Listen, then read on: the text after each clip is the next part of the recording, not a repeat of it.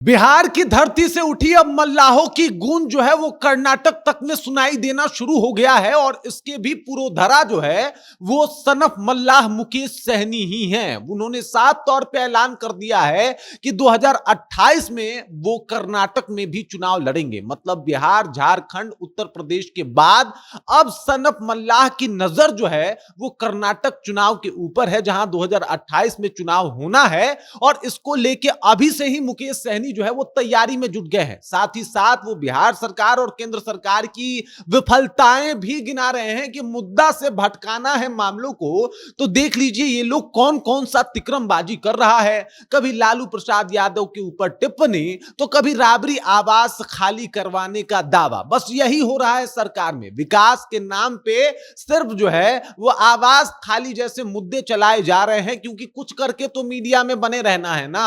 बाकी इन लोगों के पास कोई मुद्दा नहीं है और ये मुद्दा भी मुद्दा नहीं बल्कि ध्यान भटकाने वाला मुद्दा है। किस तरीके से मुकेश सहनी ने भाजपा को धोया है, किस तरीके से सम्राट चौधरी को धोया है और किस तरीके से उन्होंने अपनी अगली प्लानिंग जो है वो लोगों के साथ साझा की है।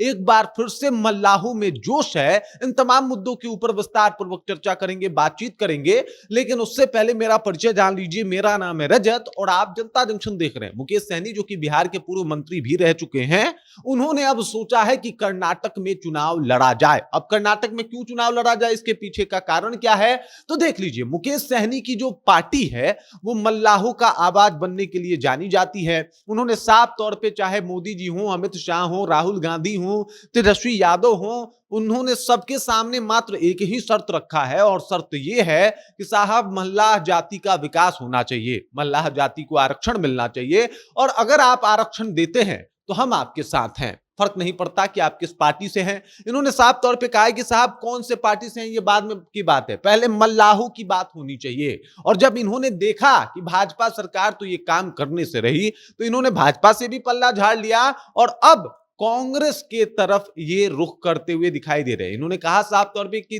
जब 2029 में कांग्रेस की सरकार बनेगी, राहुल गांधी जो है वो प्रधानमंत्री बनेंगे, तब ऐसा भी मौका आएगा जो मल्लाह मेरे साथ हैं या फिर जो मल्लाहों की आवाज उठा रहे हैं उनकी आवाज एक दिन सुनी जाएगी और मल्लाहों को आरक्षण मिलेगा। इससे पहले उत्तर प्रदेश में चुनाव है, इसकी तैयारी की घोषणा उन्होंने पहले ही कर दी और तैयारी में लग भी गए हैं। जगह जगह जा रहे हैं, मल्लाहों की इंक्वायर कर रहे हैं और वहां पे जो है वो कहीं ना कहीं एक तैयारी भी कर रहे हैं जहां पे मल्लाहों का हक नहीं मारा जाए। इसके अलावा जो है उन्होंने उसको लेके लगातार जो है वो काम करना शुरू कर दिया है और इन्होंने कहा है कि पिछले 10-12 वर्षों से वीआईपी निषाद समाज के आरक्षण दिलाने की लड़ाई जो है वो लड़ रही है और ये लड़ाई तब तक मुकाम तक नहीं पहुंचेगी जब तक दिल्ली की सत्ता में उनकी प्रभावी भागीदारी नहीं होती। मतलब दिल्ली तक में भी दिखे ना, सत्ता में भी मल्लाह समुदाय दिखे।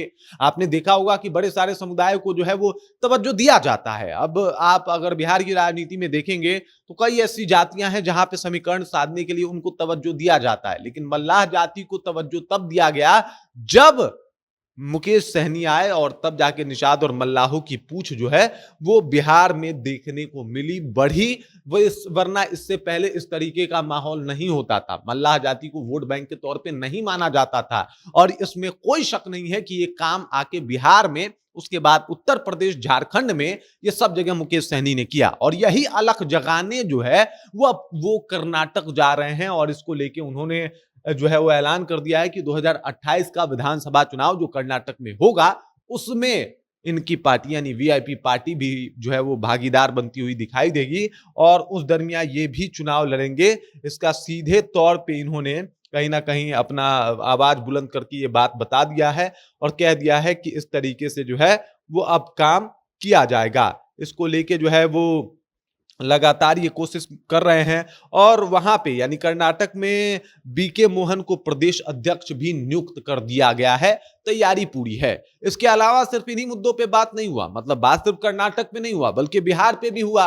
कि किस तरीके से बिहार में हालात हैं, किस तरीके से बिहार सरकार जो है वो मुद्दों से इतर कुछ ऐसा काम कर रही है जिससे लोगों का ध्यान भटकता रहे, मनोरंजन होता रहे, इससे ज्यादा और कुछ नहीं। चाहे वो राबड़ी देवी का आवास खाली करवाना हो, लालू यादव के ऊपर तीखी टीका टिप्पणी करनी हो, इन तमाम मुद्दों के ऊपर कहीं ना कहीं ये सिर्फ और सिर्फ ध्यान भटकाने वाला मुद्दा है, ये विकास वाला मुद्दा है ही नहीं। विकास के बारे में जो है वो ये सरकार सोच ही नहीं रही है। साथ ही साथ उन्होंने ये भी बताया कि केंद्र सरकार के ऊपर जो है वो कर्जा काफी ज्यादा बढ़ गया है, स्थिति बहुत ज्यादा दयनीय है, लेकिन उसके बाद भी केंद्र सरकार जो है वो अपने हरकतों से बाज आती हुई दिखाई नहीं दे रही। अब बताइए, मुकेश सहनी जिस तरीके से काम कर रहे हैं उसे आप कैसे देखते हैं? वाकई मुकेश सहनी ने मल्लाहों की आवाज उठाई है और हर जगह उठाई है, देश के अलग अलग प्रांतों में जाके उठाई है। इसको आप कैसे देखते हैं? कमेंट करके अपना विचार हम तक पहुंचाइए। बाकी आप देख रहे हैं जनता जंक्शन, मेरा नाम रजत है।